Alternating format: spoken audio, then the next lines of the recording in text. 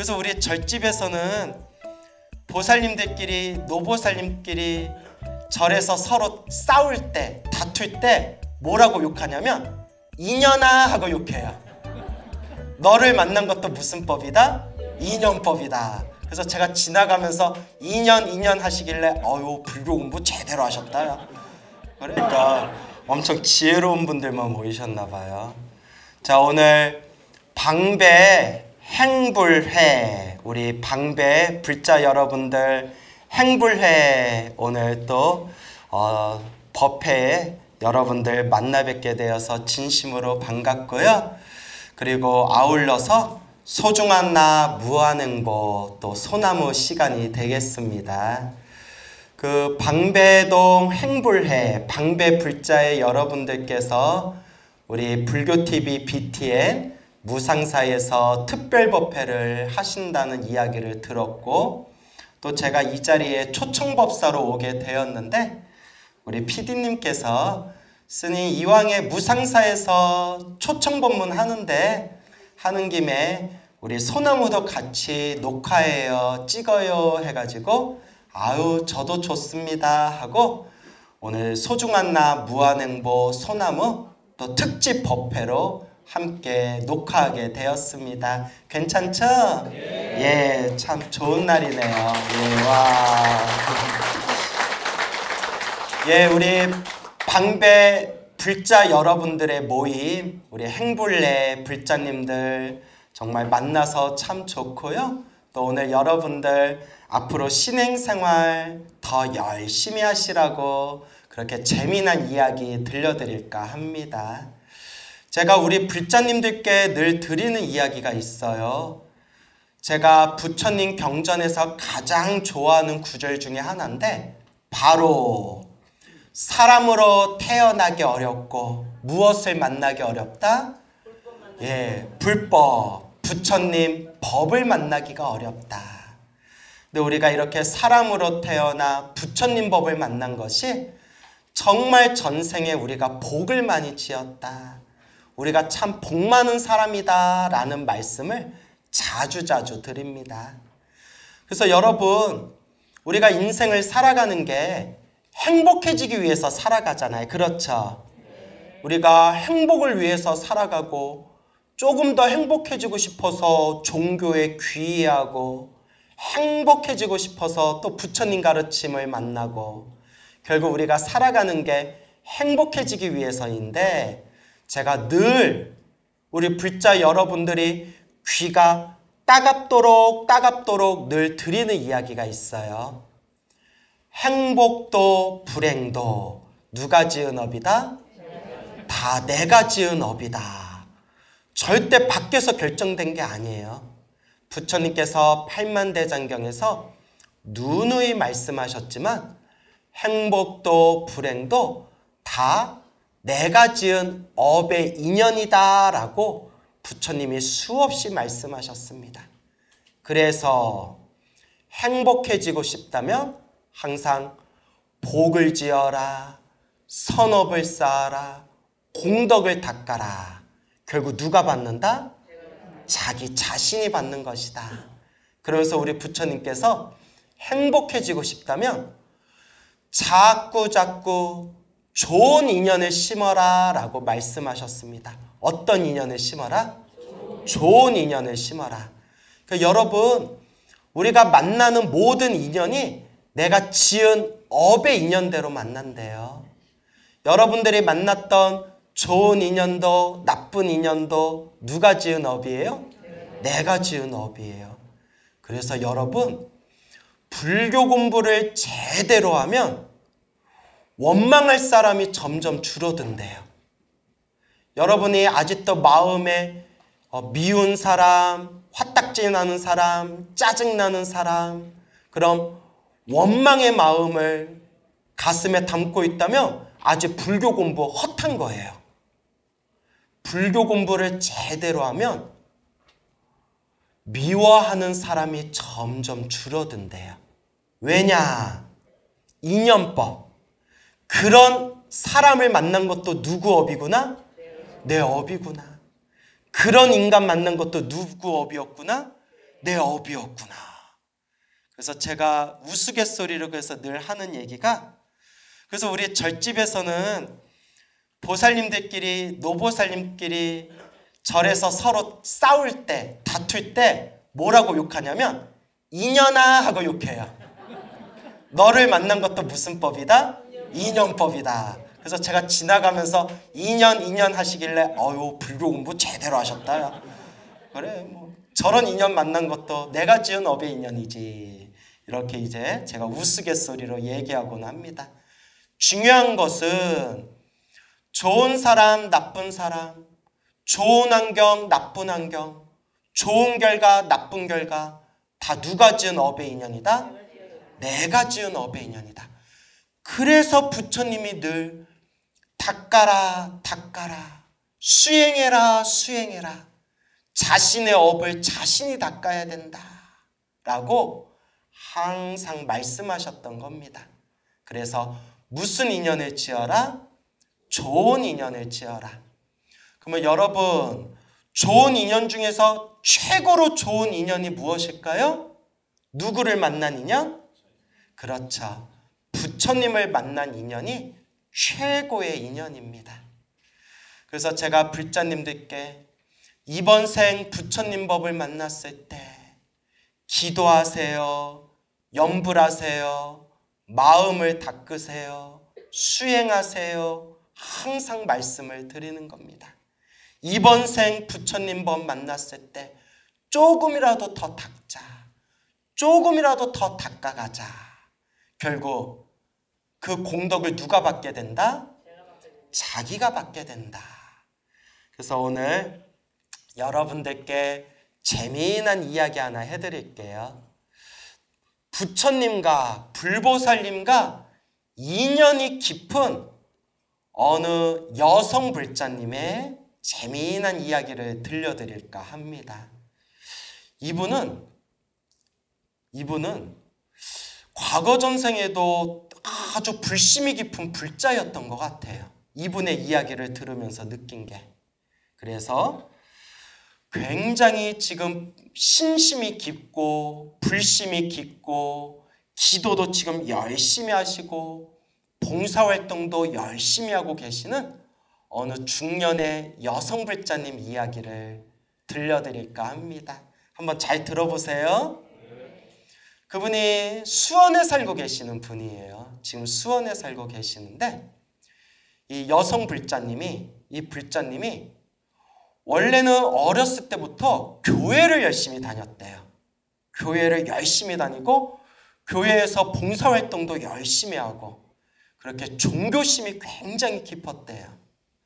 그러다가 직장일에 쫓겨가지고 시간이 여유롭질 못해서 그렇게 다니던 교회를 점점 멀어지게 됐대요. 그러니까 여러분, 옛말이 맞는 것 같아요. 눈에서 멀어지면 어디에서도 멀어진다? 마음에서도 멀어진다. 그러니까 여러분들도 자꾸 절에 다니는 습관 들이셔야지. 바쁘다고 자꾸 절에 안 다니고 법문 안 듣고 하다 보면 부처님하고 마음에서 멀어질 수가 있어요. 근데 스님 저 너무 바빠가지고 정말 절에 갈 시간이 없어요 하는 분들은 불교TV BTN을 봐라. 안방에서도 얼마든지 우리 불교TV 볼 수 있잖아요. 그렇죠? 그리고 불교TV BTN 보시면서 너튜브도 있어요. 그래서 여러분 구독과 좋아요는 사랑입니다. 그래서 얼마든지 우리가 부처님 가르침을 안방에서 편하게 공부할 수가 있어요. 그렇죠? 근데 눈에서 멀어지고 귀에서 멀어지다 보니까 마음에서도 점점 멀어지더래요. 그러다가 지금의 남편을 만나서 결혼을 하게 됐는데 남편 만나서 결혼하고 몇 년 지나서 아들을 둘을 낳았대요. 며칠 낳았어요? 아들을 둘을 낳았는데 시어머니가 엄청나게 독실한 불자분이시래요. 그래서 따로 집에다가 기도하는 방에다가 기도실을 꾸며서 매일같이 방에서 기도를 하실 정도래요. 그래서 시어머니가 아주 독실한 불자였는데 지금 남편을 만나가지고 이제 아들 둘을 낳았는데 결혼하고 나서 몇 년 지나고 난 뒤에 아직도 잊혀지지 않는 생생한 꿈을 꿨대요. 지금으로부터 한 20여 년 전쯤에 아주 생생한 꿈을 꿨는데 그때는 절에 다니지도 않았대요. 그냥 절에 한 번 안 다니고 시어머니는 그냥 독실한 불자분이셨는데 너무나 생생한 꿈을 꿨대요. 그때 꿈에서 사람들이 바글바글 사람들이 줄을 서 있더래요. 그래서 줄 서 있는 사람들한테 아니 무슨 일이 있는데 여기 이렇게 줄 서 있어요? 뭐 하는 거예요? 하니까 엄청나게 유명한 분이 오셔가지고 사인 받고 있는 거래요. 사인회가 열렸대요. 꿈이에요, 여러분. 얼마나 유명한 사람이길래 이렇게 사람들이 바글바글 줄을 쓸까? 그럼 나도 여기 온 김에 사인 받아야겠다. 그래서 줄을 서가지고 이제 사인회 다 받으려고 줄을 서서 자기 차례가 와가지고 딱 하니 사인해주고 있는 앉아있는 사람을 딱 봤는데 어마어마하게 덩치가 크더래요.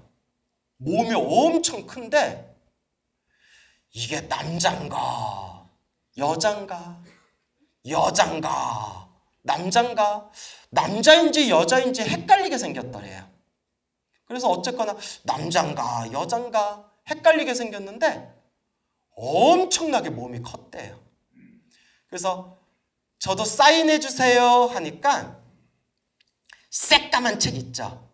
앞표지가 새까만 책을 딱 꺼내가지고 그 책 앞에다가 책을 한 장 딱 넘겨서 첫 장에 빈칸에다가 세로로 아들 자자를 2자를 써주더래요. 아들 자자 2개. 근데 아들을 몇 낳았어요? 2 낳았잖아요. 아들 자자를 딱 2개를 써주더니 그 표지가 새까만 책을 이렇게 주더래요.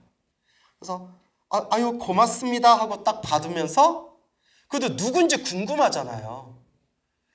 그런데 되게 유명한 분이라고 들었는데 근데 누구세요? 이름이 뭐예요? 나 같으면 나한테 사인 받아놓고 근데 당신 누구요? 이러면 나 받았던 사인 내 찢어버릴 거야 내가. 웃자고 한 얘기인데 분위기가 썰렁하네요. 자 이제 웃자고 한 얘기인데 누구세요? 유명하신 분이라는데 이름이 어떻게 되세요? 여쭤보니까 딱 그 앉아서 사인해 주신 분이 딱 쳐다보면서 미소를 지으면서 지장이다 이러셨대요. 무엇이다? 지장이다. 요거 또 뒤에 또 재미난 반전이 있어요. 지장이다 하고 듣는 순간 잠에서 딱 깼대요. 너무 생생해서 아직까지 잊혀지지가 않는데요. 지장이다. 이게 뭐지? 이게 뭐지? 하다가 절에 열심히 다니는 친정 고모한테 전화를 했대요.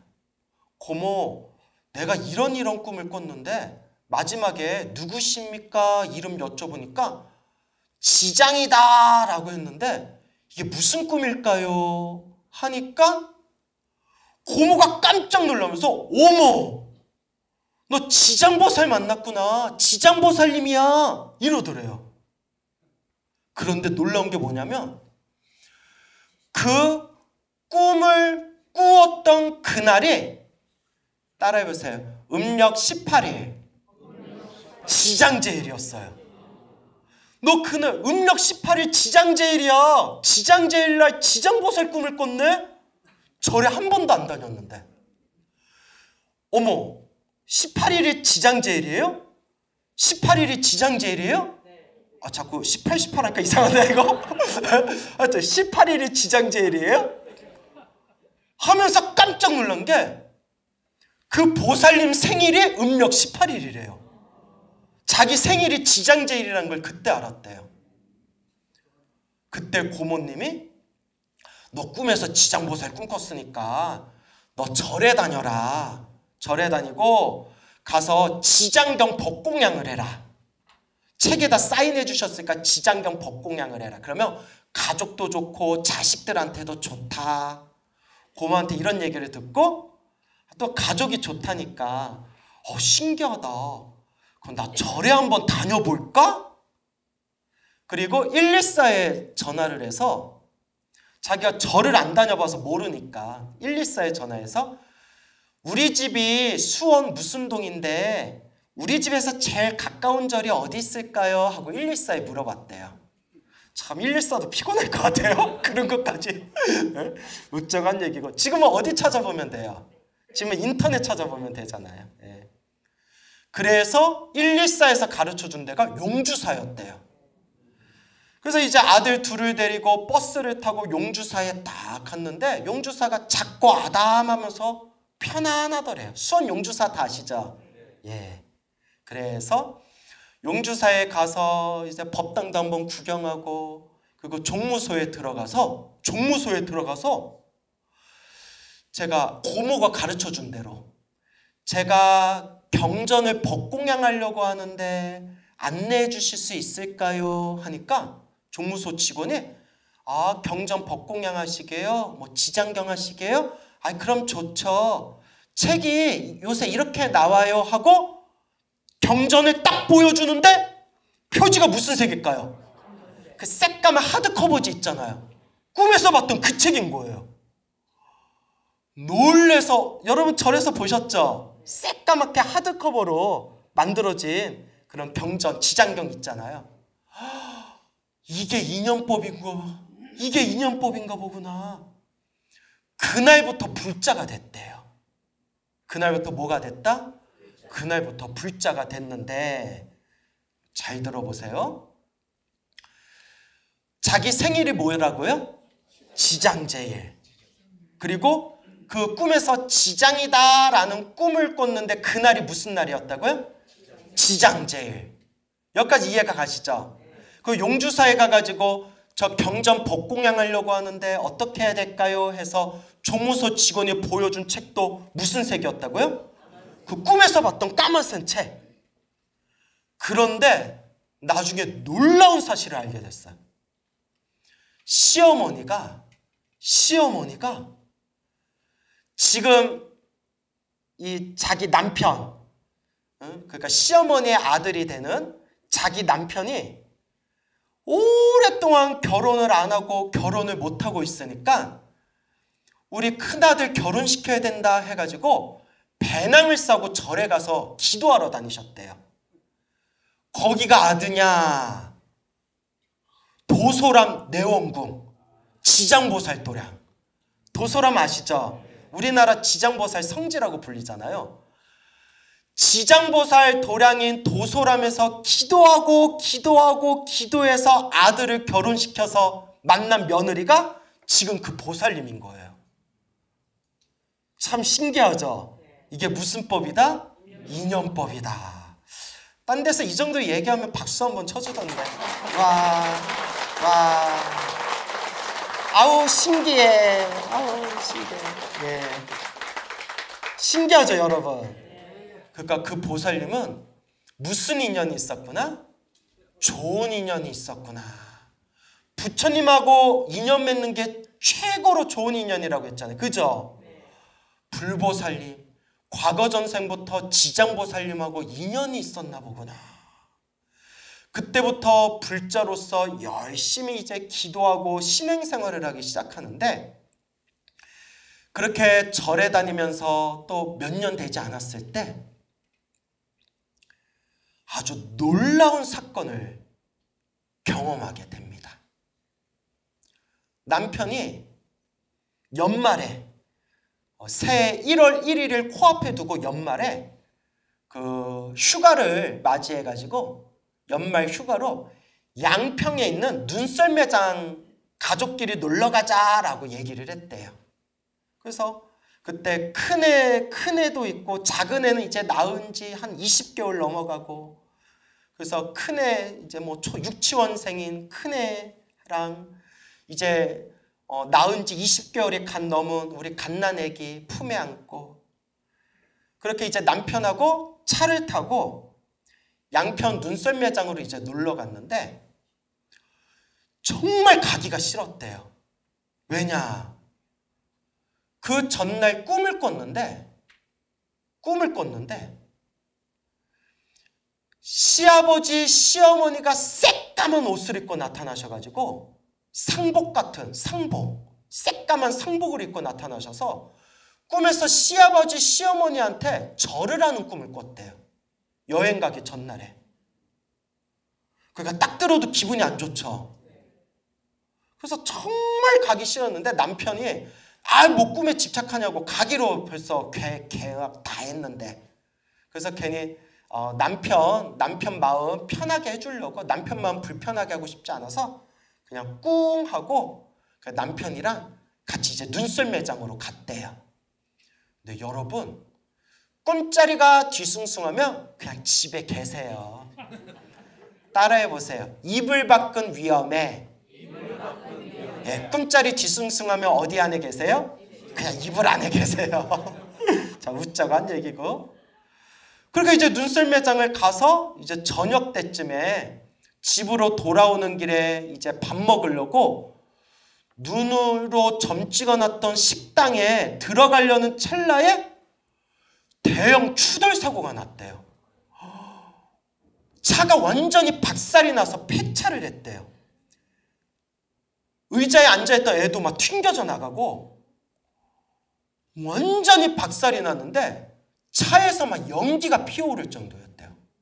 막 불이 나기 직전이었대요. 그 식당에 있고 주변에 있던 사람들이 우르르 나와가지고 어서 불 나기 전에 빨리 나오라고. 그래서 남편이랑 자기랑 애들 둘 데리고 막 연기가 모락모락 나서 완전히 박살난 차 밖으로 나왔는데 희한하게 아무도 안 다쳤대요. 그러니까 그 주변에 식당 밖에서 우르르 나와서 그 차 사고 구경하고 있던 사람들이 다들 막 박수 쳐주면서 안 다쳐서 다행이라고, 사람 안 다쳐서 다행이라고. 그래서 식당에 들어가서 물 마시고 막 가슴을 진정시키고, 차는 완전히 박살나서 이제 레카차가 끌고 가고, 자기들은 이제 레카차 타고 양평역까지 와가지고 양평역에서 이제 대중교통으로 집에 왔는데 얼마나 놀랬겠어요. 그 다음날 불이 나게 병원부터 갔대요. 몸에 이상이 있나 없나. 그런데 차가 완전히 박살났는데도 내 식구 중에 한 명도 다친 사람이 없는 거예요. 대단하죠? 기적이라는 거예요. 그거 봤던 사람들이 기적이라고. 차가 이렇게 박살났는데 애들까지 다친 애가 없는 거예요. 그래서 이제 1월 1일 날 택시 타고 시부모님 댁에 가가지고 시부모님이 야 너는 차 어쩌고 왜 택시 타고 왔냐. 그래서 이제 시부모님 놀라지 마시라고 안정시켜드리고 그대로 있었던 얘기를 하니까 시어머니가 깜짝 놀라더래요. 그 사고 났던 전날 밤에 시어머니가 꿈을 꾸신 거예요. 어떻게 꿈을 꿨냐면 집에 자기가 이렇게 있는데, 집에 있는데 불도저 아시죠? 불도저가 오래된 냉장고를 치워버려야 된다고 불도저가 집 안으로 들어왔대요. 뭐 치운다고? 냉장고 치운다고. 뭐가 들어왔어요? 불도저가 들어왔대요. 미치고 팔짝 뛰죠. 냉장고 치워야 된다고 불도저가 들어오는데 이제 꿈이니까 시어머니가 이걸 어쩌나, 저거 냉장고, 저 오래된 냉장고만 끌고 가면 되는데 다른 거 건들면 어떡하나, 다른 거 건들면 어떡하나 걱정하는데 불도저가 냉장고만 싹 밀어내가지고 집안에 있는 물건 하나도 안 건드리고 그 오래된 냉장고만 싹 밀어내고 불도저가 나가버렸대요. 그러니까 주변에 구경하고 있던 사람들이 와 다행이다 하고 다들 와 하고 박수를 쳐줬대요. 딱 맞아떨어지죠. 그때 사고 났을 때도 차는 박살났지만 다친 사람 없어가지고 식당 밖에서 우르르 몰려나와서 보고 있던 사람들이 다친 사람 없어서 다행이다 하고 막 박수 쳤다고 했잖아요. 똑같은 꿈을 꾼 거예요. 그러면서 잠에서 깼는데 너무 생생해서 마음이 뒤숭숭해가지고 이거 기도해야 되겠다 하는데 기도실에 가봤더니 기도실, 기도방에 있는 샹그리에가 뚝 하고 떨어져 있더래요. 이거 집안에 무슨 병거가 있으려나 보다. 꿈도 그렇고 멀쩡히 있었던 샹드리에가 딱 떨어져 있으니까, 기도방에 있던 샹드리에가. 여러분 명심하세요. 힘들고 괴롭고 답답하고 마음이 막 뒤숭숭하고 불안할 때, 그때가 뭐 할 때다? 그때가 기도할 때예요. 그래서 그 시어머니가 기도방에서 새벽 오전 내내 간절하게 기도하셨대요. 우리 가족들 편안하게 해달라고. 그 얘기를 하면서 시어머니가 부처님 덕분이다, 부처님이 도와주셨다, 부처님이 도와주셨다 라는 시어머니 말씀을 나중에 듣고 나서야 그때 그 보살님이, 여성 불자님이 아이고 정말 부처님 가피인가 보다, 정말 부처님 가피인가 보다, 너무나 부처님께 감사드리면서 그때 그렇게 큰 체험을 한번 해봤다고 합니다. 믿습니까 여러분? 예.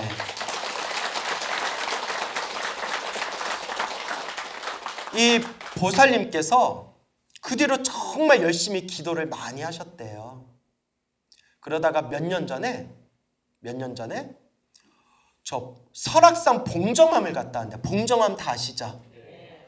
너무 무리를 했는지 봉정암 갔다 온 뒤로 오른쪽 골반이 끊어질 듯이 아프더래요.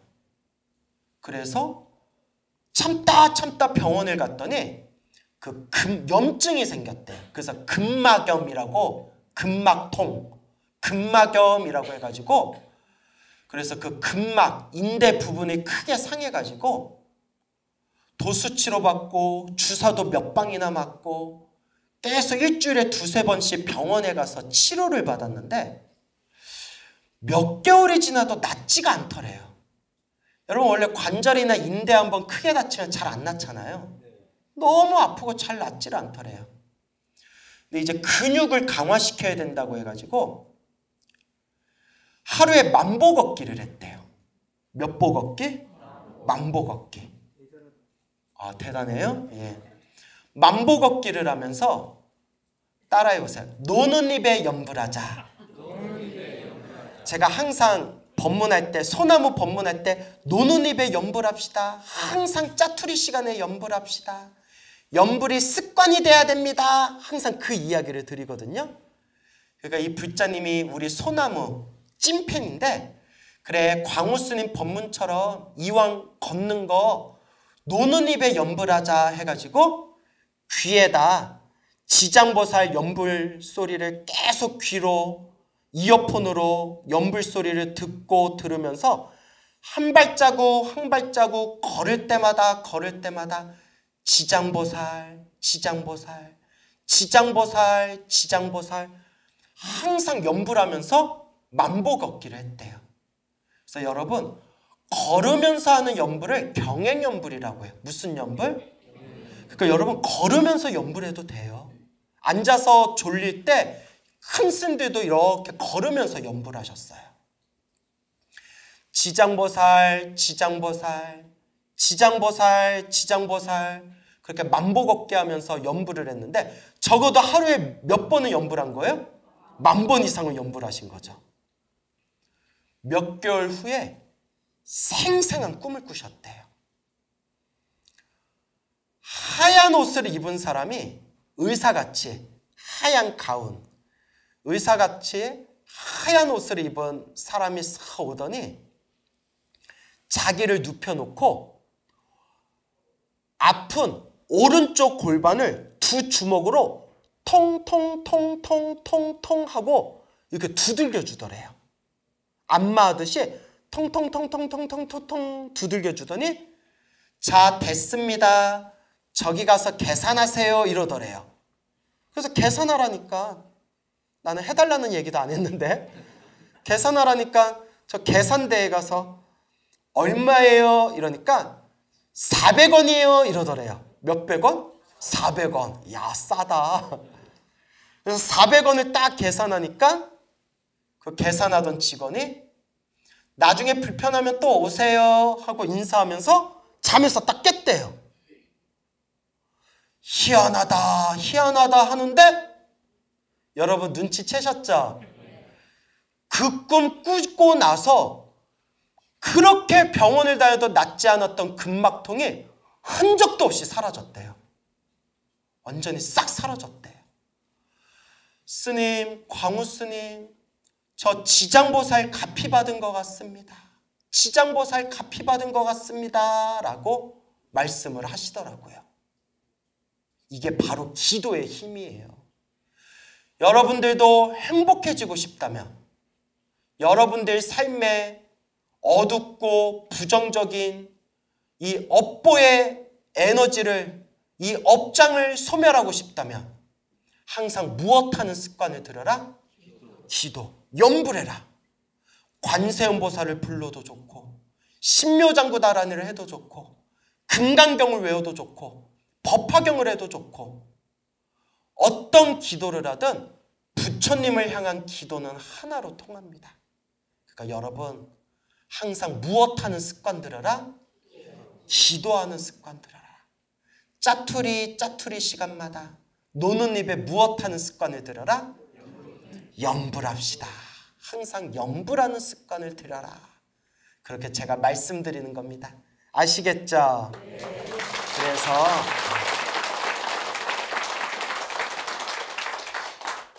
마지막으로 이 불자님이 아주 놀라운 체험을 하세요. 불과 얼마 전에, 몇 년 전에 놀라운 체험을 하셨는데 작은 아들이, 아까 아들이 둘이 있다고 했죠? 작은 아들이 고등학교 3학년, 고3 중요한 시기였을 때 치루라는 거 아시죠? 치질 중에 치루라고 있잖아요. 치루 수술만 4번을 했대요. 수술 받으면 한두 달 지나면 또 재발하고 또 재발하고 또 재발해서 치루 수술만 4번을 했대요. 너무 이상해가지고 병원에 가서 정밀검사를 받은 뒤에야 밝혀진 게 염증성 장질환이래요. 난치병이래요. 생명이 위급할 정도는 아니지만 이게 염증이 높아지면 장에 큰 문제가 생기기 때문에 평생 약을 먹으면서 다스려야 할 염증성 장질환을 작은 아이가 그 병 판정을 받은 거예요. 평생 약을 먹으면서 평생 조심조심 평생 동안 장을 관리해야 된대요. 어머니 마음이 어떡하겠어요, 여러분? 억장이 무너지잖아요. 그죠? 아유, 부모 마음에 억장이 무너지잖아요. 여러분 안 그래요? 아, 뭐 내가 걸린 거 아니니까 잘 됐다, 야. 뭐 이래? 아이고, 내 새끼. 아이고, 우리 아들 어떡하나. 어떡하나. 여러분, 힘들고 괴롭고 답답할 때 무엇을 의지해라? 부처님을 의지해라. 원래 기도를 꾸준히 했지만 그날 이후로 아들이 염증성 장질환 판정받고 평생 약 먹으면서 다스려야 된다라는 얘기를 듣고 더 열심히 기도했대요. 정말 지장 기도를 열심히 했대요. 매일매일 지장경 독송하고 시간 날 때마다 지장보살 연불했는데 10,000번, 20,000번, 30,000번씩 연불했대요. 얼마나 간절했겠어요. 사랑하는 아들이 그렇게 염증성 장질환 때문에 평생 그 병을 달고 살아야 된다니까. 그리고 또 절에 다니면서 어디서 들으신 법문이 있는지 방생을 많이 했대요. 미꾸라지, 장어, 방생을 많이 했대요. 방생. 그래서 여러분 방생공덕에 대해서도 들어보셨죠? 지장경 독송하고 지장보살 연불하고 방생도 틈틈이 방생하고 그렇게 기도하다가 또 몇 개월 후에 생생하게 꿈을 꿨어요. 여러분 꿈에서 받는 가피를 예스님들이 뭐라고 하셨냐면 따라해보세요. 몽중가피. 몽중가피. 꿈에서 받는 가피다 해서 꿈을 꿨는데 꿈에 방에 그 장이 염증성 장질환 판정받은 둘째 아이가 침대에 이렇게 옆으로 누워있더래. 옆으로 누워있는데 작은 아이가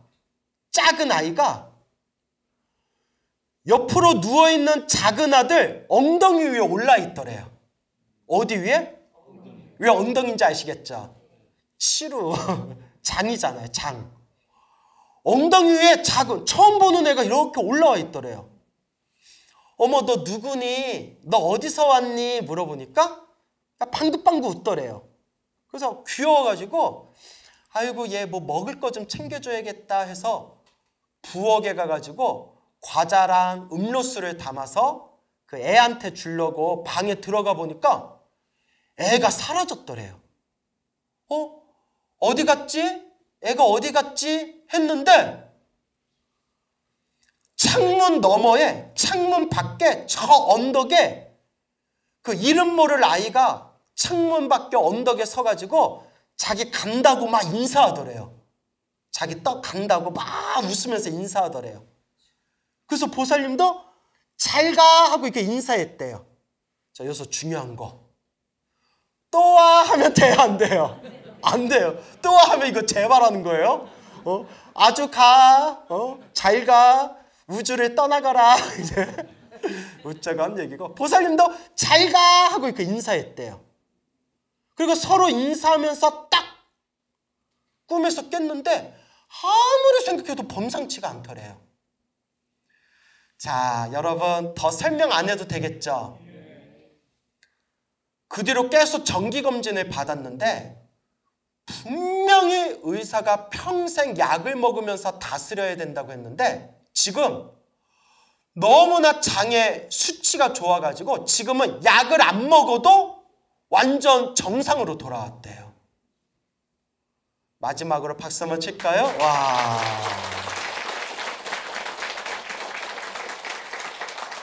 이 이야기를 불자님이 저에게 직접 전해주면서 스님, 정말 부처님께 감사드립니다. 지장보살님께 정말 감사드립니다. 저는 평생 부처님, 지장보살님 은혜 갚는 마음으로 살아갑니다 하면서 지금도 기도 열심히 하시고 봉사활동 열심히 하시는 그런 불심이 깊은 어느 여성 불자님의 이야기가 되겠습니다. 믿습니까, 여러분? 네. 자, 이제 끝날 시간이 됐는데요. 마지막으로 하나만 딱 당부드릴게요. 여러분 오늘 이렇게 기도 갚이 이야기 들으니까 마음에서 막 신심이 나죠? 네. 나도 오늘 뭐 해야 되겠다? 야, 이제 기도해야 되겠다. 생각 들어요, 안 들어요? 네. 들죠? 네. 제가 그런 분들 많이 봤는데 작심삼일이더라. 근데 제가 꼭 우리 불자님들께 마지막에 드리는 이야기가 있어요. 여러분, 기도해도 나쁜 일이 생긴다, 안 생긴다? 생긴다. 절에 다녀도 나쁜 일 생긴다, 안 생긴다? 생긴다. 절에 열심히 다니고 기도를 많이 하셔도 나쁜 일이 생겨요. 그러다 보면 사람 마음이 흔들릴 때가 있어요. 아니, 기도한다는데 왜 이렇게 힘들고 괴로운 일이 생기지? 광우스님이 얘기했던 기도갚이 이야기 다 뻥, 다 개뻥. 얼굴은 그렇게 안 봤는데 뻥치고 있었어. 이렇게 마음이 흔들릴 수가 있어요. 그렇죠? 근데 여러분 명심하세요. 부처님 팔만대장경에 분명히 나오는 말씀이에요. 기도하고 수행을 해도 나쁜 일은 생긴다. 단, 여러분 따라해 보세요. 크게 받을 업보를 작게 받는 것이다. 크게 받을 빚을 작게 갚은 것이다. 그래서 여러분 불자라면 달달달달 외우는 금강경 능정업장분에 보면 금강경을 수지독송하는 사람이 다른 사람들에게 무시받고 천대받는다면 그것은 크게 받을 악도에 떨어질 업보를 가볍게 받아서 소멸하는 것이다 라고 금강경에 나오죠. 그러니까 여러분, 기도를 열심히 하고 수행했는데도 나쁜 일이 생기는 건 효험이 없는 게 아니라 나의 큰 업보를 어떻게 받는 것이다? 작게 받아 업장을 소멸하는 것이다 라는 걸 꼭 명심하시면서 여러분들 흔들림 없이 지금 같은 마음으로 우리 코의 숨이 뚝 끊어지는 그날까지 염불하고 그렇게 닦아가시기 바랍니다. 아시겠죠? 부처님 당시의 일입니다. 서가모니 부처님 당시에 어느 한 도시에 바라문이 살고 있었습니다.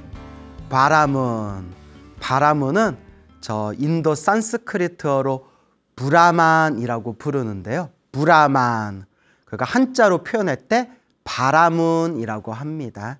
그러니까 뭐 브라만이라고 부르든 바라문이라고 부르든 이제 같은 뜻인데요.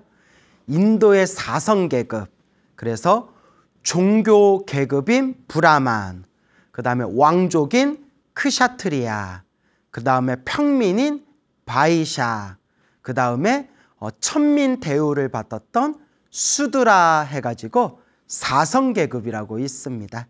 그 중에서 종교 계급을 상징하는 이 사성계급의 가장 높은 자리인 브라만 혈통을 가진 어느 한 남자가 살고 있었습니다. 어느 도시에 이 바라문이 살고 있었는데 결혼을 해서 딸을 낳고 아들을 낳았다고 합니다. 그래서 딸의 이름을 사리라고 불렀다고 합니다. 딸의 이름을 사리, 그 다음에 아들의 이름을 마하구치라라고 이름을 지어줬다고 합니다. 딸의 이름은 사리요, 아들의 이름은 마하구치라였습니다.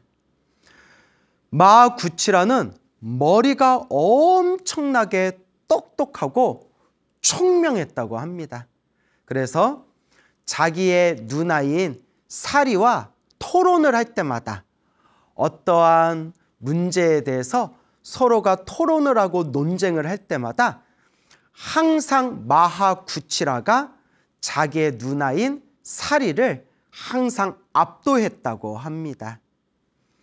그렇게 세월이 지나서 이 사리라는 여인이 결혼을 해서 임신을 하게 됩니다. 그런데 놀라운 일이 생깁니다.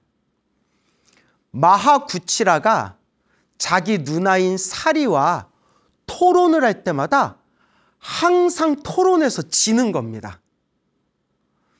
예전에는 마하구치라가 누나인 사리와 토론을 하면 항상 100번 토론하면 100번 이겼는데 어느 날부턴가 마하구치라가 누나인 사리와 토론을 하면 토론을 할 때마다 항상 져버리는 겁니다.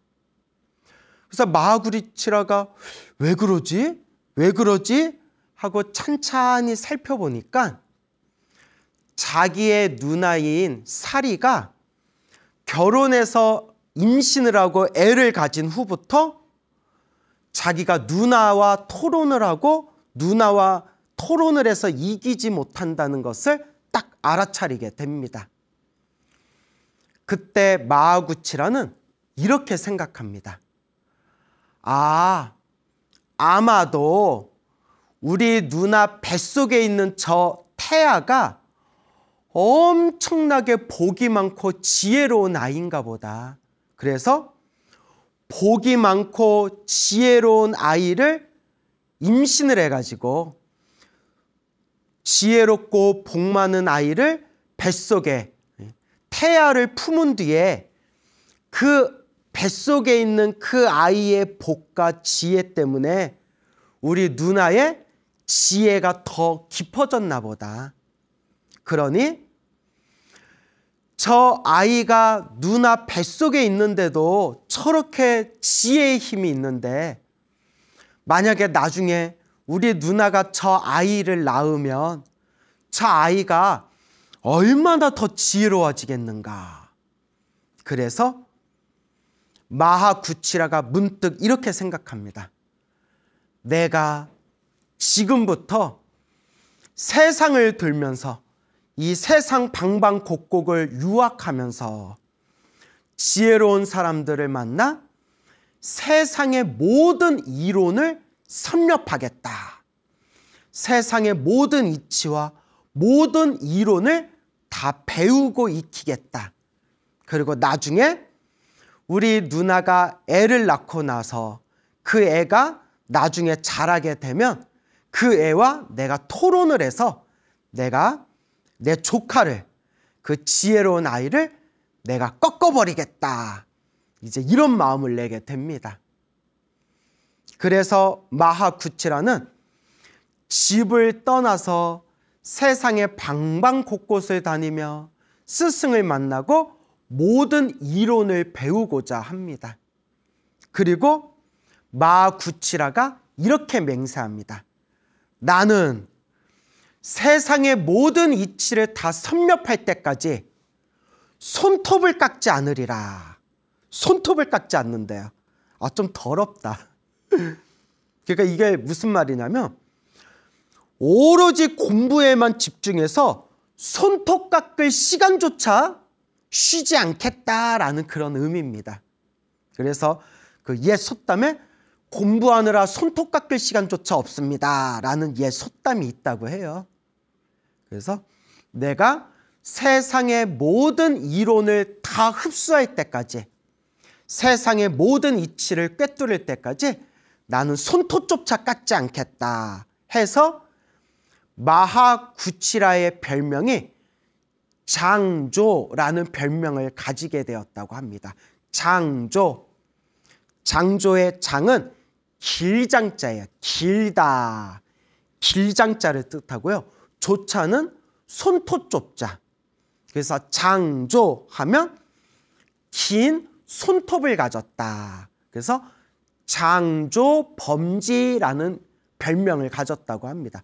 범지는 브라만의 다른 뜻입니다. 그래서 장조범지 하면 긴 손톱을 가진 바람은 브라만이다 해서 장조범지라는 별명을 얻었다고 합니다. 어쨌거나 마하구치라는 세상의 모든 이치를 내가 다 꿰뚫겠다. 모든 이론을 내가 다 섭렵하겠다. 모든 것을 다 알 때까지 나는 손톱조차 깎지 않겠다 해가지고 이제 장조범지라는 이름으로 세상에 다니면서 이제 유학을 하게 되고요. 이 누나였던 사리가 드디어 아들을 낳게 됩니다. 그 아들의 이름이 사리의 아들이다 해서 사리자라고 불리게 된 겁니다. 그래서 우리 부처님의 10대 제자 중에 지혜제일 사리자라고 하죠. 그리고 사리자의 다른 이름이 사리불입니다. 사리불. 그래서 사리불이라고도 하고 더 정확히 표현하면 사리자, 어머니 사리의 아들이다 해서 사리자라고 불렸다고 합니다. 그러니까 사리자, 사리불 결국 같은 뜻이에요. 자, 이렇게 사리자가 8살이 되었을 때, 이제 사리불이 8살이 되었을 때 이미 어렸을 때부터 머리가 똑똑하고 지혜롭고 아주 총명했다고 합니다. 그러다가 어느 날이었다고 합니다. 사리불이 8살이었던 어느 날에 수많은 바라문들과 학자들과 사람들이 모여가지고 광장에서 금으로 만든 북을 둥둥둥 치면서 수많은 사람들을 광장으로 불러 모으고 저 높은 곳에다 4개의 자리를 딱 자리를 펼쳐놨다고 합니다. 4개의 자리를. 그래서 사리불, 8살짜리 사리불도 북소리를 듣고 광장으로 갔는데 저 높은 곳에 4개의 자리가 딱 하고 갖춰진 걸 보고 사람들한테 질문합니다. 아저씨, 아저씨, 저 높은 자리에 왜 자리가 4개가 있는 거예요? 그러니까 사람들이 하는 얘기가 첫 번째 자리는 왕이 앉으시는 자리고, 두 번째 자리는 왕자가 앉는 자리고, 세 번째 자리는 큰 신하, 대신 큰 신하가 앉는 자리고, 마지막 4번째 자리는 오늘 토론을 한 토론자의 토론의 승리자가 앉는 자리다. 국왕이 앉는 자리, 왕자가 앉는 자리, 큰 신하가 앉는 자리, 그리고 오늘 이 광장에 토론의 승리자가 앉는 자리. 그래서 4개의 자리다. 그러니까 이 뜰망뜰망한 이 8살짜리 이 사리불이 위로 쪼르륵 올라가더니 토론의 승리자가 앉는 그 자리에 떡하니 8살짜리 사리불이 앉는 거예요. 그 자리에 있는 바라문과 학자들과 수많은 사람들이 와르르르 이렇게 막 비웃으면서 에휴, 저 아이가 뭘 알겠냐, 저 아이가 뭘 알겠냐 그러면서 저 아이와 토론해봤자 무슨 이득이 있겠냐.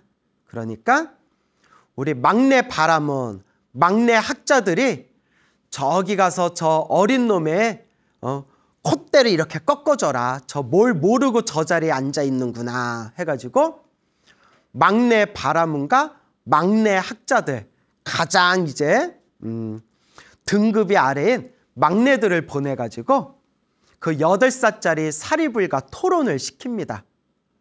그런데 이 8살짜리 이 사리불이, 이 어린 사리불이 떡하니 토론의 승리자 자리에 떡하니 앉아서 오는 족족 토론을 다 이겨버리는 겁니다. 말싸움을 해서 다 이겨버리는 거예요. 사람들이 놀래가지고 아니 무언 저렇게 어린애가 저렇게 똑똑하고 저렇게 지혜로운가 해가지고 점점 그 자리에 있는 수준 높은 바라문과 학자들조차 그 앉아있는 8살짜리 사리불과 토론을 하고 논쟁을 하는데 결론적으로 그 자리에 있는 모든 존경받는 바라문과 학자들과 똑똑한 사람들까지 토론을 다 이겨버립니다. 8살짜리 아이가. 그래서 국왕과 왕자와 신하와 수많은 사람들 앞에서 이 8살짜리 사리불이 토론의 승리자가 됩니다. 이 소식이 나라 안팎에 널리 퍼져서 이미 8살 때부터 사리불의 지혜와 총명이 세상을 뒤흔들었다고 합니다. 이렇게 똑똑했던 사리불이 자라고 성장해서 청년이 되었고, 목건련, 목갈라나라고도 부르고요, 목건련이라고도 하고 목련이라고도 하거든요.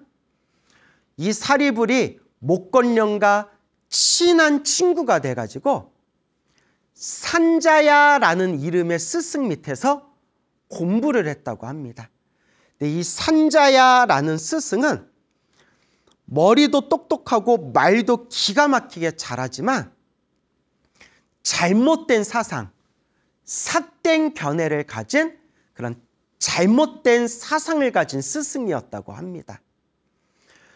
그래서 본래부터 지혜로웠던 이 사리불은 산자야라는 스승 밑에서 공부를 하면서도 항상 마음에 채워지지 않는 진리에 대한 갈증이 있었다고 합니다. 그러다가 길에서 부처님의 제자였던 비구 스님을 만나고 비구 스님의 가르침을 받고 마음의 감동을 느끼고, 그리고 그 비구 스님의 도움으로 서가모니 부처님을 찾아가서 서가모니 부처님의 가르침을 들은 뒤에 마음이 환해지면서 이 사리불이 비로소 자신의 친한 친구인 목걸련과 함께 사리불과 목걸련이 머리를 깎고 출가하여 부처님의 제자가 됩니다. 바로 이 사리불과 목걸련이 서가모니 부처님의 오른팔 왼팔이라고 불렸던 상수제자, 그래서 지혜제일 사리불, 신통제일 목걸련이라고 불리게 됩니다. 그래서 사리불 스님과 목걸련 스님이 부처님을 만나 머리 깎고 출가한 그 재미난 에피소드 이야기는 예전에 소나무에서 제가 다 설명하고 이야기를 했습니다. 그래서 오늘은 사리불 목걸련이 어떻게 출가했나 자세한 이야기는 예전에 소나무에서 이미 썰을 다 풀었기 때문에 요 정도로만 요약을 하겠습니다. 그래서 사리불과 목걸련이 부처님의 제자로 출가하여 지혜제일 사리불, 신통제일 목걸련이 되었다. 그렇게 세월이 흘러서 그 사리불의 외삼촌이었던 장조범지, 본래 이름이 마하구치라였던, 내가 세상의 모든 이치를 다 알 때까지 손톱을 깎지 않겠다 해서 긴 손톱을 가진 바라문 해서 장조범지라는 별명으로 세상을 다니며 공부하던 이 사리불의 외삼촌 장조범지가 자꾸 장조범지가 자꾸 장조림이 생각나가지고 장조림. 그래서 자꾸 말이 헛나오려고 그래요. 장조림. 장조림도 괜찮다. 그래서 장조범지가 자기의 조카였던 사리불이 머리 깎고 출가해서 부처님 제자가 되었다라는 소식을 듣고 깜짝 놀라면서 막 화를 냈다고 합니다. 막 화를 내면서 참으로 이해가 안 된다. 참으로 이해가 안 된다. 나의 조카인 사리불은 지혜와 총명이 뛰어나서 세상에 그 이름에 엄청난 명예를 떨치고 있는데, 아니 뭐가 아쉬워서 빡빡 머리 깎고 부처님의 제자가 되었는가? 아니 뭐가 아쉬워서 머리 깎고 부처님 제자가 되었는가? 장조범지는 도저히 자기 조카가 머리 깎고 스님 된 게 이해가 되지를 않는 겁니다. 왜 중이 됐지? 왜 머리 깎고 스님이 됐지? 허참 이해가 안 되네. 알란가 모르겠네. 이해가 안 되네. 하면서 화딱지가 나가지고 짐을 챙겨서 서가모니 부처님께 찾아갑니다. 서가모니 부처님을 딱 만나가지고 서가모니 부처님께 막 따지면서 서가모니 부처님과 토론하기를, 논쟁하기를 부처님께 청하게 됩니다. 그때 부처님께서 바야흐로 오늘 저 사리불 비구의 외삼촌인 저 마하구치라 장조범지를 마땅히 제도화할 인연이 오늘 펼쳐지는구나 라는 것을 부처님이 다 꿰뚫어 보시고 장조범지와의 토론을 부처님께서 승낙을 하십니다. 그리고 이 장조범지가 그동안 배웠던 현란한 이론과 말솜씨로 부처님에게 질문을 던졌지만 부처님께서는 그 모든 질문을 지혜롭게 답변하면서, 그러면서 부처님께서 이렇게 질문하십니다. 그대여, 그대는 나에게 나는 그 어떤 것도 인정하지를 않습니다. 나는 그 어떠한 논리도 인정하지를 않습니다. 라고 했는데, 네 말대로라면 네가 네 입으로 나는 어떠한 논리, 이론도 인정하지 않겠습니다. 라는 그것도 인정을 안 해야 되겠네?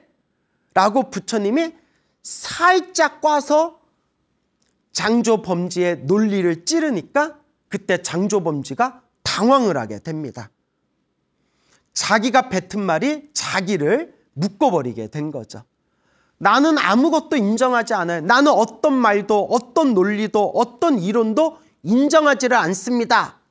그러면 너는 아무것도 인정하지 않는다는 그 말도 인정하지 않겠네? 그럼 뭐야? 말장난이야? 그때 장조범지가 순간 당황하면서 어쩔 줄 몰라 했을 때 그때 부처님께서 자비로운 음성으로 진리의 말씀을 설법하시게 됩니다. 자비롭고 온화한 부처님의 말씀, 진리의 말씀을 듣고 요 장조범지의 마음이 환하게 밝아지면서 자신의 어리석음을 뉘우치고 부처님께 참회하고 부처님께 청을 올립니다. 세존이시여, 부처님이시여, 저는 머리 깎고 출가해서 부처님의 제자가 되고자 원하옵니다. 저의 출가를 받아 주시옵소서. 그때 부처님께서 잘 왔노라 비구여 라고 부처님께서 말씀하시는 순간 장조범지의 머리카락과 수염이 우수수수수 떨어지고 순식간에 입고 있는 옷이 스님들이 입는 가사로 뿅 하게 변하고 머리끝에서 발끝까지 여법한 그런 비구 스님의 모습으로 짠 하고 변하게 됩니다.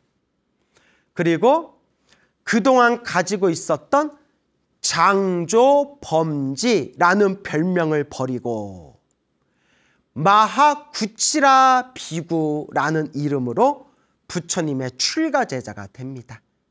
그리고 얼마 되지 않아서 모든 번뇌와 욕망이 사라진 거룩한 성자 아라한 마하구치라 아라한 비구가 됩니다. 이와 같이 마하구치라가 아라한 스님이 되었을 때 수많은 비구 스님들과 불제자들이 서가모니 부처님께 모여 부처님께 여쭈어 봅니다. 부처님, 저 마하구치라 비구, 저 마하구치라 아라한 스님은 과거 전생에 어떤 인연이 있었기에 이번 생 삿된 가르침을 공부하다가 그 삿된 가르침을 버리고 바른 가르침으로 돌아와서 부처님의 머리 깎은 출가 제자가 되어 저렇게 거룩한 성자 아라한이 될 수 있었던 것입니까? 이것이 어떤 인연의 공덕이 있어서 이와 같이 저 마하구치라 비구가 이와 같은 공덕을 얻게 된 것입니까? 라고 여쭈어 보니 부처님께서 그대들이여 잘 질문하였다. 내가 그대들을 위해 자세히 설명해 줄 테니 잘 듣도록 하여라 하고 서가모니 부처님께서 마하구치라 비구의 과거 전생 이야기를 들려주십니다. 부처님께서 이와 같이 말씀하십니다. 수없는 헤아릴 수 없는 과거 전생에 어느 숲속에서 벽지불이라는 거룩한 성자가 수행을 하고 있었다. 벽지불은 영각, 독각, 독성이라고 불리는 분인데 그래서 벽지불, 영각, 독각, 독성은 아라한은 아라한이에요. 모든 번뇌가 사라진 거룩한 성자 아라한인데 부처님이 없는 시대, 불교가 없는 시대 혼자 수행해서 혼자 깨달음을 얻으셨기 때문에 벽집을 영가, 독가, 독성이라고 불리우는 거룩한 성자를 우리가 벽지불이라고 부르게 되는 겁니다. 그렇게 번뇌와 욕망이 사라진 거룩한 성자 벽지불이 숲속에서 홀로 이렇게 앉아서 좌선에 들었는데, 그때 큰 도적대들이 나라에 들어가서 물건을 싹 훔친 뒤에 도망을 나왔다고 합니다. 그때 요 도적대의 우두머리, 도적의 괴수가 몰래 이제 숲속에서 숨어 들어가려는데 부하들에게 명령을 내립니다. 숲속에 혹 사람이 있는지 없는지 살펴봐라. 숲속에 누가 있는지 없는지 살펴봐라. 그래서 부하들이 숲속에 가서 누가 있나 없나 살펴보니까 거룩한 성자 벽지불이 나무 밑에 앉아서 고요히 앉아서 좌선에 든 걸 보게 됩니다.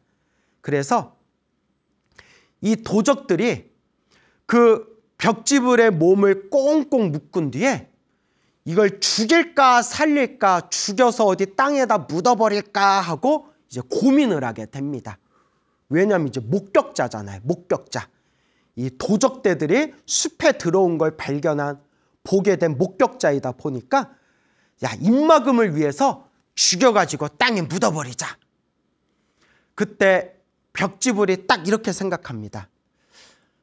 내가 이대로 죽어도 아무런 한이 없지만, 아무런 뭐 미련이나 걱정이나 두려움이나 근심이 없지만, 만약 내가 이대로 저 도적들이 나를 죽이게 된다면 저 도적들은 다음 생, 다다음 생, 수없는 생 동안 지옥에 빠져서 엄청난 괴로움을 당하면서 지옥의 고통을 당해야만 한다. 그러니 차라리 내가 신통변화를 일으켜서 이 도적들을 제도해 주는 게 그것이 더 나을 것이다 라고 딱 생각을 일으키면서 호련히 이 벽지불이 허공으로 몸이 날아올라 18가지의 온갖 신통변화를 일으키면서 허공에서 온갖 신통력을 발휘한 뒤에 땅으로 싹 내려오게 되니까 그 자리에 있는 도적들이 다들 놀라 자빠지면서 우리가 몰라 뵀습니다. 우리가 몰라 뵀습니다 하면서 그 벽지불을 정중하게 이렇게 대접을 해줬다고 합니다. 그때 그 도적대들의 우두머리였던 이 도적의 괴수가 맛난 음식을 정성스럽게 만들어서 벽지불에게 공양 올리고 옆에서 시봉을 하고 옆에서 그 벽지불에게 정성을 다했다고 합니다. 그때 벽지불이 이와 같이 공양을 맛있게 자신 뒤에 벽지불이 본래 가던 길로 떠나버리게 되고, 그리고 그 벽지불에게 정성스럽게 공양을 올리고 자신의 잘못을 참회하면서 그 벽지불을 옆에서 정성으로 시봉했던 그 도적의 괴수가 이번 생 서가모니 부처님 이 시대에 남자의 몸으로 태어나게 되었으니 그 머나먼 전생에 그 벽지불에게 잘못을 참회하고 공양을 정성스럽게 올리고 시봉했던 그 도적의 괴수가 바로 이번 생 저 마하구치라로 태어나게 된 것이니라. 그때 수없는 과거 전생에 거룩한 성자 벽지불에게 자신의 잘못을 뉘우치고 정성스럽게 공양 올리고 정성을 당해서 시봉을 했던 그 공덕의 인연으로 이번 생 서가모니 부처님 시대 때 사람으로 태어나 서가모니 부처님 법을 만나고 서가모니 부처님 아래 머리 깎고 출가해서 이와 같이 모든 번뇌와 욕망이 사라진 거룩한 성자 아라한이 될 수 있었던 것이다. 이 모든 것이 자기가 지은 공덕을 자기가 받은 것이니라. 서가모니 부처님의 이 설법을 듣고 그 자리에 있었던 수많은 스님들과 불자들이 다 함께 기뻐하고 다 함께 찬탄하였다고 합니다. 여러분, 그래서 우리도 이 중생의 삶을 살아가면서 항상 부처님의 발 아래 잘못을 뉘우치고 항상 참회의 기도를 올리고 항상 복과 선업과 공덕을 닦아 나가기를 부지런히 꾸준히 그렇게 닦아 나아가야 합니다. 그때 전생에 이 도적의 괴수가 사람들의 물건을 훔치고 숲에 들어가서 수행하고 있었던 그 벽지부를 죽여가지고 땅에 묻어버렸더라면 수없는 윤회의 생 동안 지옥에 떨어지고 축생과 악유계에 떨어져서 수없는 생 동안 고통을 당했어야 했는데 자신의 잘못을 뉘우치고 벽지불에게 참회하고 그리고 공양을 올려서 복을 짓고 옆에서 정성스러운 마음을 일으켰던 그 공덕의 씨앗으로 다행히 이번 생에 서가모니 부처님 시대 때 사람의 몸으로 태어나 비록 처음에는 삿된 가르침에 빠져서 어리석은 이론들을 배웠으나 결국 자기가 지었던 성근 공덕의 힘으로 서가모니 부처님을 만나고 서가모니 부처님의 가르침을 만나고 서가모니 부처님 발 아래 머리 깎고 출가해서 결국은 위대한 거룩한 성자 아라한이 될 수 있었던 겁니다. 그러니 여러분, 우리도 항상 부처님께 참회하고 염불하고 수행하고 복을 짓고 선업을 짓고 공덕을 닦아야 합니다. 그리고 늘 발언하셔야 됩니다. 늘 항상 발언하셔야 됩니다. 부처님, 제가 지은 이 공덕으로 모든 중생 다 함께, 모든 중생 다 함께 성불하여 지이다. 모든 중생 나와 남이 일시에 성불하여 지이다. 원공법계 체중생 차타일시 성불도 항상 발언하셔야 됩니다. 여러분, 이렇게 위대한 부처님 가르침을 만났으니 처음도 좋고 중간도 좋고 끝도 좋은 이렇게 소중한 부처님 법을 만났으니 우리는 얼마나 복이 많은 존재입니까? 정말 우리는 얼마나 복이 많은 존재입니까? 이렇게 소중한 부처님 법을 만났을 때 우리가 이번 생 잘 닦아 나갑시다, 여러분. 두 번째 이야기입니다. 서가모니 부처님 당시에 파사익이라는 왕이 있었습니다. 바사닉 왕이라고도 부르고요, 파사익 왕이라고도 불리는데요. 이 파사익 왕이 문득 어떤 상인에게 이런 이야기를 듣게 됩니다. 왕이시여, 제가 살고 있는 마을에 정말 아름답고 예쁘고 잘생긴 남자아이가 있는데 이 아이가 태어났을 때 그 집안에 맑고 시원한 샘물이 솟구쳤고 그 샘물이 가득 고인 그 연못에 아주 귀한 보석이 가득 차 있었습니다. 참으로 신기하고 참으로 신기합니다.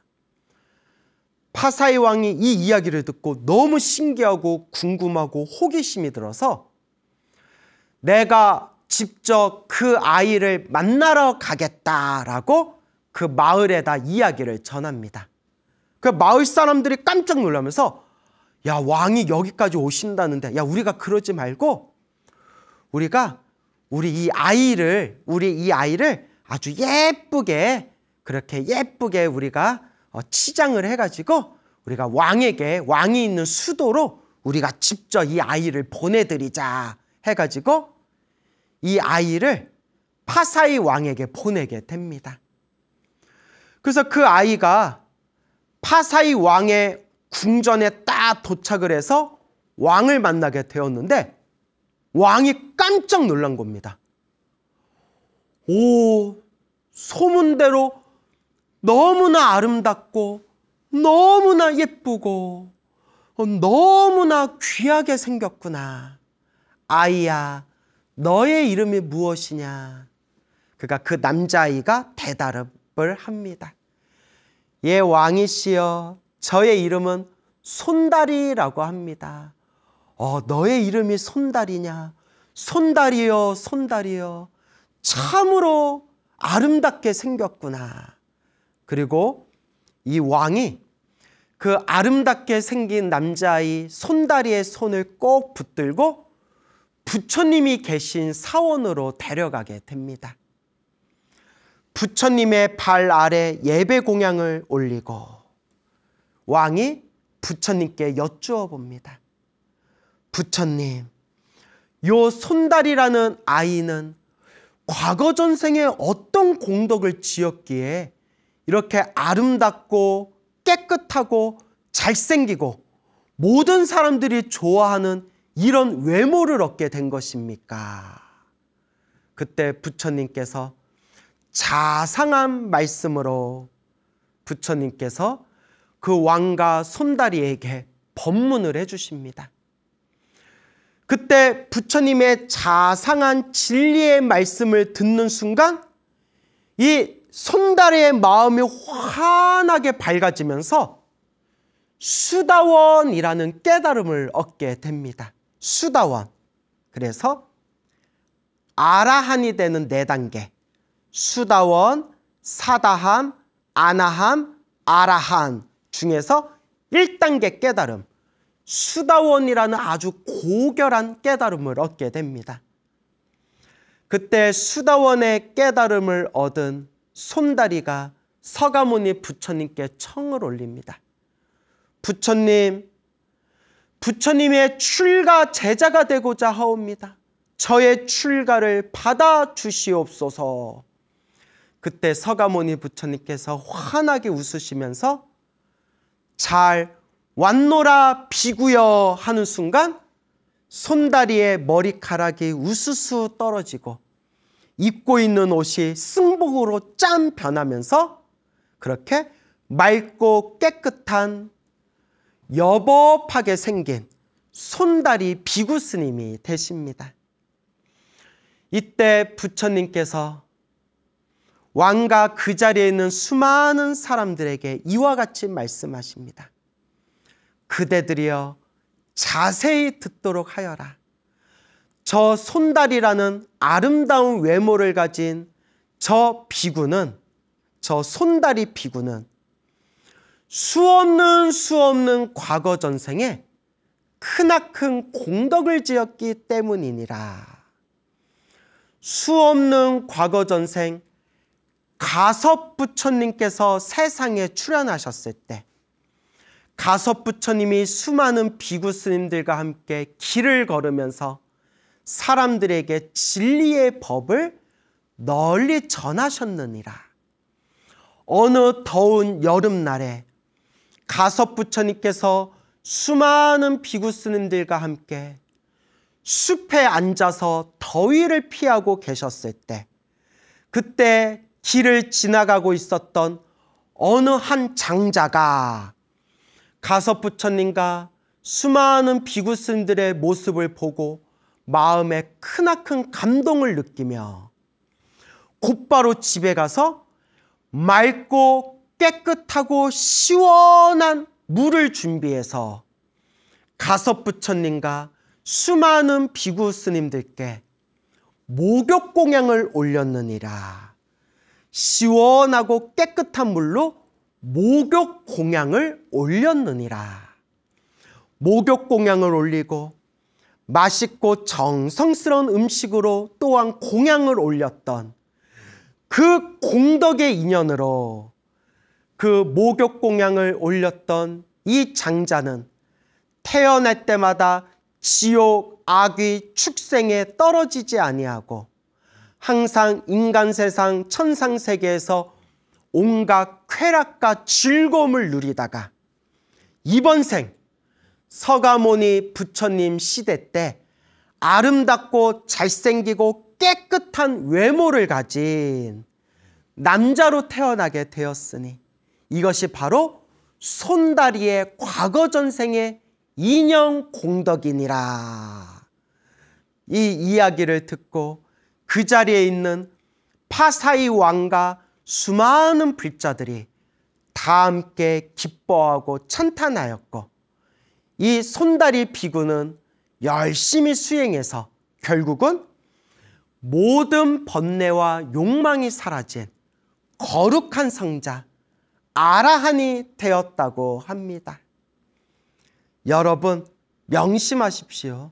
결국 내가 지은 공덕의 힘으로 내가 지은 복과 선업과 공덕의 힘으로 바로 행복을 성취하게 되는 것입니다.